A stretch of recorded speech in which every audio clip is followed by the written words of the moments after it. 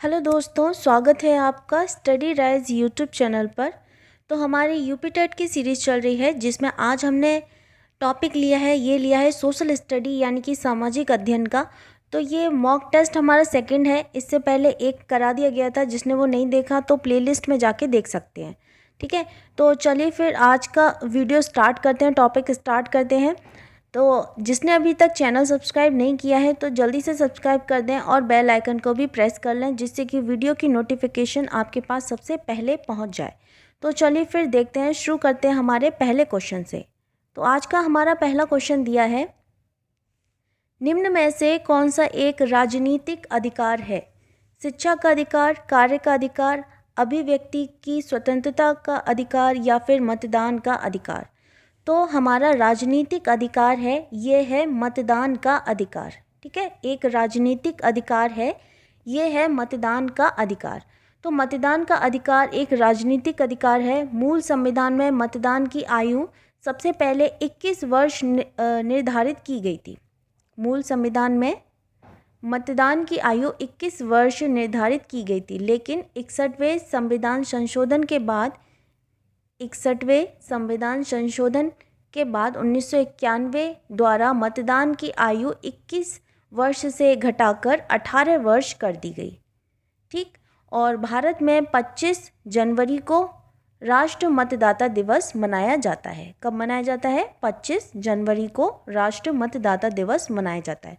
तो इसमें जो सही आंसर हो जाएगा वह हो जाएगा ऑप्शन 4, मतदान का अधिकार। अगला सवाल है, श्रेया सिंघल केस 2015 का संबंध किससे संबंधित है?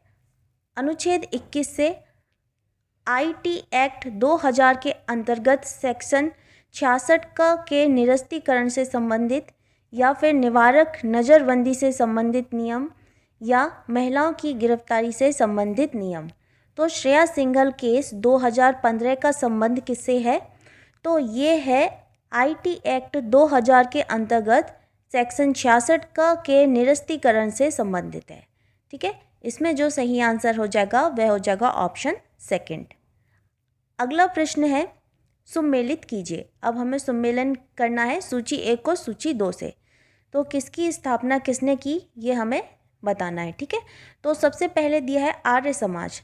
तो आर्य समाज के संस्थापक हैं, वे हैं दयानंद सरस्वती। आर्य समाज के संस्थापक कौन है? दयानंद सरस्वती। फिर है एशियाटिक सोसाइटी ऑफ बंगाल। तो इसके संस्थापक हैं विलियम जोन्स। कौन है? William Jones. ठीक, अगला है सत्यशोधक समाज। तो इसके संस्थापक हैं ज्योतिबा फुले। सत्यशोधक समाज के संस्थापक हैं ज्योतिबा फुले। और भारत सेवक समाज, इसके संस्थापक हैं गोपाल कृष्ण गोखले। ठीक है, तो इसमें जो आंसर सही है वह है 4, 3, 2 और 1। तो इसमें देख लेते हैं। तो 4, 3, 2 और 1, तो इसमें सही आंसर है ऑप्शन 3 वाला। ठीक है, नेक्स्ट क्वेश्चन है, अलीगढ़ आंदोलन का संस्थापक कौन था? सर आगा खान, मौलाना अल्ताफ हुसैन हाली, मौलाना शिवली, या फिर सर सैयद अहमद खान? तो अलीगढ़ आंदोलन का संस्थापक कौन था? तो ये थे सर सैयद अहमद खान। ठीक है, सर सैयद अहमद खान। इसमें सही आंसर हो जाएगा ऑप्शन 4। ठीक, अगला सवाल है, राजा राम मोहन राय ने किसके विरुद्ध एक ऐतिहासिक आंदोलन का आयोजन किया था? जाति प्रथा का, सती प्रथा का, समाज में महिलाओं की अपमानजनक स्थिति का, या फिर व्यर्थ के धार्मिक अनुष्ठानों का पालन? तो किसका किया था? तो राजा राम मोहन राय ने सती प्रथा के विरुद्ध एक ऐतिहासिक आंदोलन का आयोजन किया था, और उन्होंने 1828 में ब्रह्म समाज की स्थापना भी की थी। ठीक है, 1828 में उन्होंने ब्रह्म समाज की भी स्थापना की थी। इसमें जो सही आंसर है वह है ऑप्शन 2, सती प्रथा। अगला सवाल है, एंजाइम क्या होते हैं? स्टेरॉइड, कार्बोहाइड्रेट, प्रोटीन, या फिर लिपिड? एंजाइम्स क्या होते हैं? तो एंजाइम्स होते हैं, ये होते हैं प्रोटीन। एंजाइम्स क्या होते हैं? प्रोटीन होते हैं। ये प्रोटीन के बने अधिक आणविक वाले कार्बनिक पदार्थ होते हैं। ठीक है, इसमें सही आंसर है ऑप्शन थर्ड। नेक्स्ट क्वेश्चन है, सुमेलित कीजिए। इसमें हमें सुमेलन करना है। तो इसमें पहला दिया है विटामिन B12, तो इसका हो जाएगा कोबाल्ट। हीमोग्लोबिन, इसका हो जाएगा लोहा। क्लोरोफिल, ये है मैग्नीशियम। और पीतल, ये है तांबा।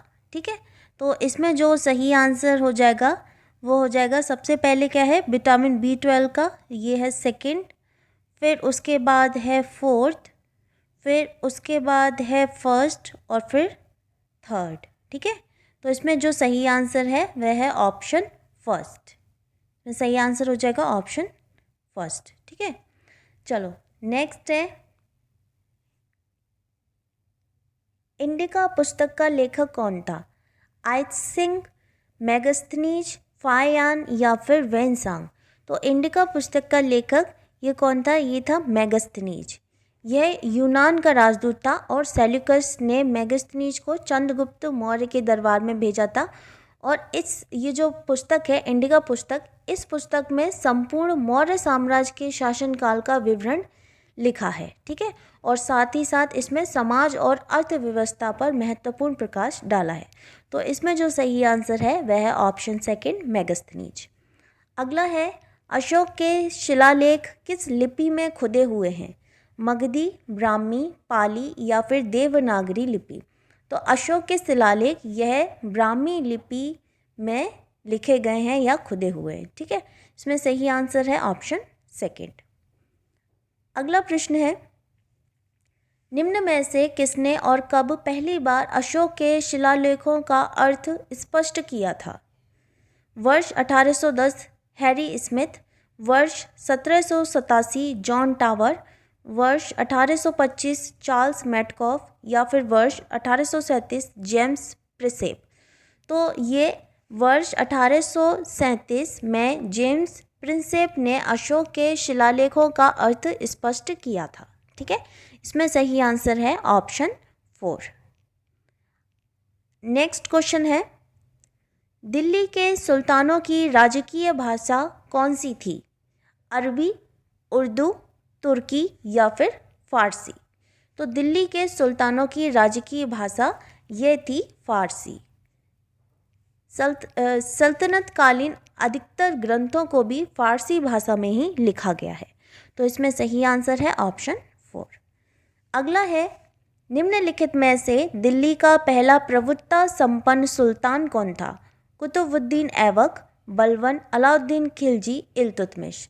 तो कौन था दिल्ली सल्तनत का पहला प्रभुत्व संपन्न सुल्तान? ये था इल्तुतमिश। कौन था? इल्तुतमिश। ठीक है, वह दिल्ली सल्तनत का वास्तविक संस्थापक माना जाता है इल्तुतमिश को, और उसने बगदाद के खलीफा से अधिकार पत्र प्राप्त किया था। वह पहला वैधानिक सुल्तान था जिसने दिल्ली को सर्वप्रथम राज्य की राजधानी बनाया था। ठीक, इसमें सही आंसर है ऑप्शन 4, इल्तुतमिश। अगला है, किस शासक को लाख बख्श कहा जाता है? कुतुबुद्दीन ऐबक को, बलबन को, अलाउद्दीन खिलजी को या फिर इल्तुतमिश को। तो किस शासक को लाख बख्श कहा जाता है? तो ये कहा जाता है कुतुबुद्दीन ऐबक को। ठीक है, किसको कहा जाता है? कुतुबुद्दीन ऐबक को। दिल्ली सल्तनत कुतुबुद्दीन ऐबक को उसकी उदारता के कारण उसको लाख बख्श कहा जाता था। ठीक है, इसमें सही आंसर है ऑप्शन फर्स्ट। चलिए अगला प्रश्न है, संविधान बनाते समय निम्नलिखित में से कौन सा आदर्श प्रस्तावना में शामिल नहीं किया गया था? स्वतंत्रता, समता, समाजवादी या फिर न्याय। तो किसको शामिल नहीं किया गया था? तो संविधान बनाते समय मूल संविधान की प्रस्तावना में समाजवादी आदर्श को शामिल नहीं किया गया था। प्रस्तावना में संशोधन किया गया तथा बाद में फिर समाजवादी, धर्मनिरपेक्ष और अखंडता शब्द जोड़े गए। ठीक है, और ये संशोधन हुआ था 42वें संविधान संशोधन 1976 द्वारा। 1976 द्वारा 3 शब्द जोड़े गए थे बाद में प्रस्तावना में। उसमें समाजवादी था, धर्मनिरपेक्ष था और अखंडता शब्द जोड़े गए। इसमें सही आंसर हो जाएगा option third, Samajwadi. Next question है, राष्ट्रीय विधि दिवस और संविधान दिवस किस दिन मनाया जाता है? 24 नवंबर को, 25 जनवरी को, 26 जनवरी को या फिर 26 नवंबर को? तो विधि दिवस या फिर संविधान दिवस किस दिन मनाया जाता है? तो ये मनाया जाता है 26 नवंबर को। कब मनाया जाता है? 26 नवंबर को। ठीक है, 26 नवंबर को मनाया जाता है। इसमें सही आंसर है ऑप्शन 4। अगला प्रश्न है, भारत शासन अधिनियम 1935 में कितनी धाराएं एवं अनुसूचियां थीं? ये हमसे पूछ रहा है भारत शासन अधिनियम 1935 में। ठीक, तो पहला ऑप्शन है 350 धाराएं 12 अनुसूची, 321 धाराएं 10 अनुसूची, 308 धाराएं 6 अनुसूची या फिर 353 धारा 8 अनुसूची। तो कितनी धाराएं थीं? तो भारत शासन अधिनियम 1935 में 321 धाराएं और 10 अनुसूची थी। ठीक है, 321 धाराएं एवं 10 अनुसूची थीं और इस अधिनियम की कई धाराएं भारतीय संविधान में भी शामिल की गई।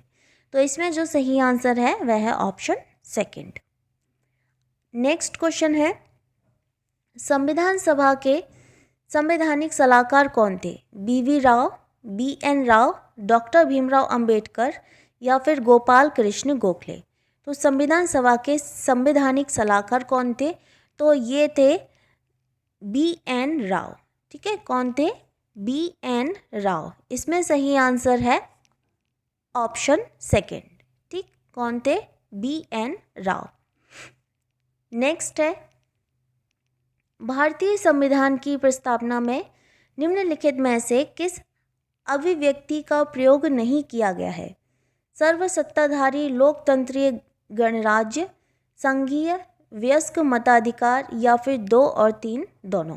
ठीक है, तो इसमें भारतीय संविधान की प्रस्तावना में संघीय अभिव्यक्ति का प्रयोग नहीं किया गया है। ठीक है, किसका? संघीय अभिव्यक्ति का प्रयोग नहीं किया गया है। इसमें सही आंसर हो जाएगा ऑप्शन सेकंड।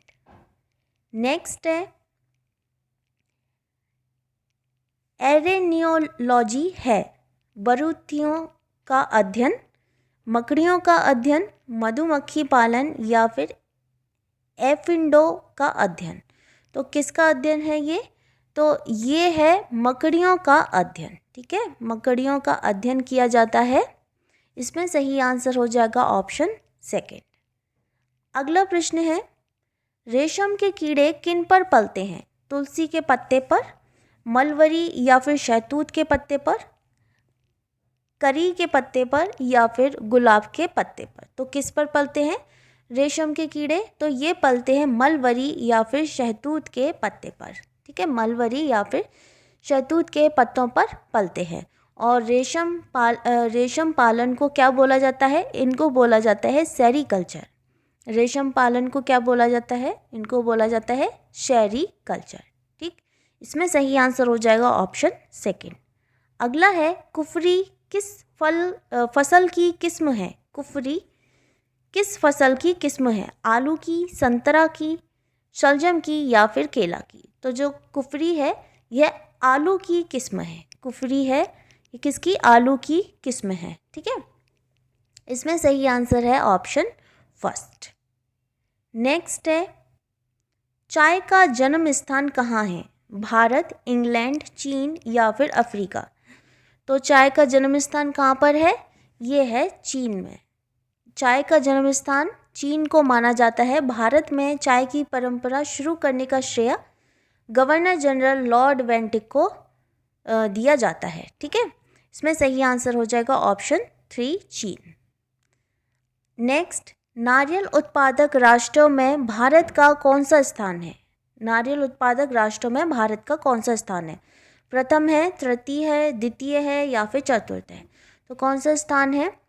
तो नारियल उत्पादक राष्ट्रों में भारत का प्रथम स्थान है। ठीक है, भारत में यह प्रमुख रूप से कर्नाटक, तमिलनाडु तथा केरल में पाए जाते हैं। ठीक है, नारियल का उत्पादन सबसे ज़्यादा होता है कर्नाटक, तमिलनाडु और केरल में पाए जाते हैं। इसमें सही आंसर है ऑप्शन फर्स्ट। नेक्स्ट, सूर्यमुखी का जन्म स्थान कहाँ है? दक्षिण अमेरिका में, उत्तरी अमेरिका में, चीन में या फिर पश्चिमी एशिया में?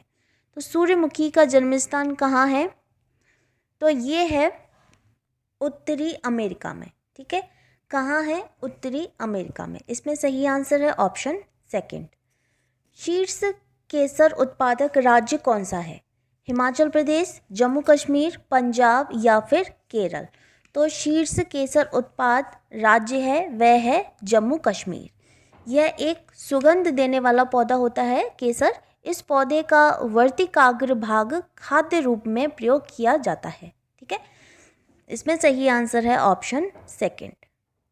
नेक्स्ट है, तारे का रंग निर्भर करता है उसके सतह के तापमान पर, उसके वायुमंडल पर, परावर्तित प्रकाश के रंग पर या फिर उपरोक्त में से कोई नहीं। तो जो तारे का रंग यह निर्भर करता है उसकी सतह के तापमान पर। ठीक है सॉरी, उसकी सतह के तापमान पर। तारे का रंग निर्भर करता है उसके सतह के तापमान पर। इसमें सही आंसर हो जाएगा ऑप्शन फर्स्ट। नेक्स्ट क्वेश्चन है, मंगल ग्रह के अध्ययन के लिए मंगलयान किस वर्ष प्रक्षेपित किया गया? 2012 में, 2013 में, 2014 में या फिर 2015 में? तो मंगल ग्रह के अध्ययन के लिए मंगलयान वर्ष 2013 में प्रक्षेपित किया गया। 2013 में प्रक्षेपित किया गया था। ठीक है, और यह इसरो का अंतर्ग्रहीय मिशन है जिसके तहत मंगल की कक्षा में मार्स ऑर्बिटर भेजा गया था और यह मंगल की दीर्घ वृत्ताकार कक्षा में 24 दिसंबर 2014 को स्थापित हो गया था। भेजा गया था 2013 में और स्थापित हो गया था वहाँ 2014 में। तो इसमें जो सही आंसर है वह है ऑप्शन सेकंड। नेक्स्ट क्वेश्चन है, सौरमंडल का सबसे बड़ा उपग्रह गैनीमेड कौन से ग्रह पर स्थित है? मंगल पर, बृहस्पति पर, शनि पर या फिर अरुण पर? तो जो गैनीमेड जो सौरमंडल का सबसे बड़ा उपग्रह है ये कौन से ग्रह पर स्थित है? ये है बृहस्पति। कौन से ग्रह पर है? बृहस्पति ग्रह पर। ठीक है, बृहस्पति ग्रह पर स्थित है। इसमें सही आंसर है ऑप्शन सेकंड। और जो बृहस्पति ग्रह है यह सौरमंडल का सबसे बड़ा ग्रह है। ठीक है, इसमें सही आंसर हो जाएगा ऑप्शन सेकंड। नेक्स्ट है, कौन सा या फिर कौन से ग्रह अपनी धुरी पर पूरब से पश्चिम की दिशा में घूर्णन करते हैं? बृहस्पति, शुक्र, अरुण या फिर शुक्र और अरुण दोनों? तो कौन से ग्रह हैं जो पूरब से पश्चिम की ओर यानी क्लॉकवाइज घूमते हैं? ठीक है, पूरब से पश्चिम की ओर, पूरब से पश्चिम की ओर जो क्लॉकवाइज घूमते हैं, घूर्णन करते हैं, वह कौन से ग्रह हैं? वह है शुक्र और अरुण ग्रह पूरब से पश्चिम की दिशा में परिक्रमा करते हैं। शुक्र और अरुण ग्रह। ठीक है, इसमें जो सही आंसर हो जाएगा वह हो जाएगा ऑप्शन 4 सेकंड और थर्ड, यानी कि शुक्र और अरुण। ये ऐसे दो ग्रह हैं जो पूरब से पश्चिम की ओर घूमते हैं यानी कि क्लॉकवाइज घूमते हैं, और बाकी सारे ग्रह कैसे? एंटी क्लॉकवाइज यानी कि पश्चिम से पूरब की तरफ घूर्णन करते हैं। ठीक है, इसमें सही आंसर है ऑप्शन 4। नेक्स्ट है, सर्वाधिक पुष्पोत्पादन करने वाला राष्ट्र है इजराइल, इंग्लैंड, जर्मनी या फिर नीदरलैंड? तो कौन सा राज्य है? यह है नीदरलैंड। कौन सा है? नीदरलैंड। इसमें सही आंसर है ऑप्शन 4।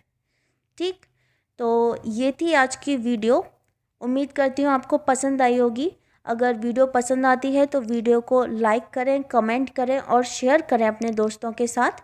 तो मिलते हैं फिर बहुत जल्द नेक्स्ट वीडियो में। तब तक के लिए थैंक यू सो मच।